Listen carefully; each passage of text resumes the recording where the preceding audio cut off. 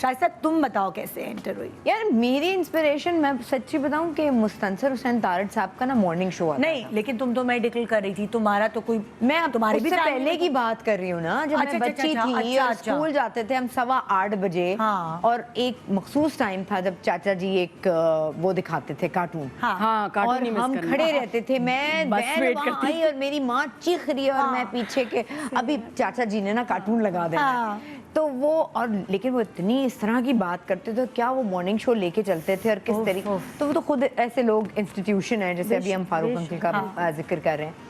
तो बस फिर वो था फिर, लेकिन मेरा कोई ऐसा सीन नहीं था कि मैं फिल्म देख के कुछ ये वो, मुझे हमेशा से मैं अब याद करूँ तो मुझे लगता है कि यार मैंने बचपन में कभी ये नहीं सोचा था कि मैं टीवी पे आऊँगी, या मैं, मुझे हमेशा से ना था मेरे बड़े बिजनेस हो। मेरा यही था कि मेरी ना ग्रुप ऑफ कंपनीज हों, कभी होंगी।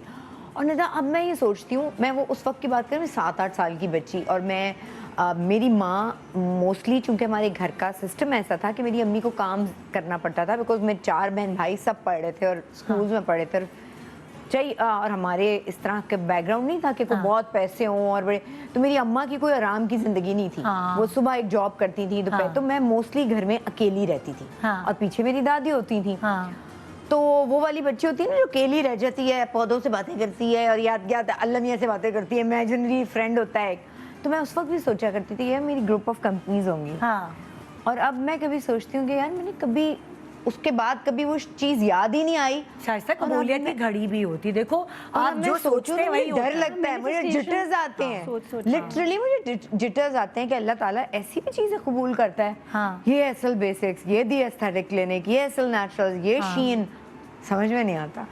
असल डिजिटल। तो फिर आहिस्ता आहिस्ता जैसे तुमने मेडिकल किया, अम्मा की ख्वाहिश पर, बिल्कुल कि हमारे घर में एक डॉक्टर होना जरूरी है। बेटे तो हमारे काबू नहीं आ रहे, शायद तुम बस, बेटियां तो आ ही जाती है ना काबू हर चीज के लिए। तुम्हारी भी बेटी मेडिकल कर रही है ना? नहीं कर रही। नो वे। अच्छा, वो कहती है मैं, मेरा दिमाग थोड़ी खराब है, आप भी पढ़ती रहती है, मैं इस उम्र तक नहीं पढ़ूंगी।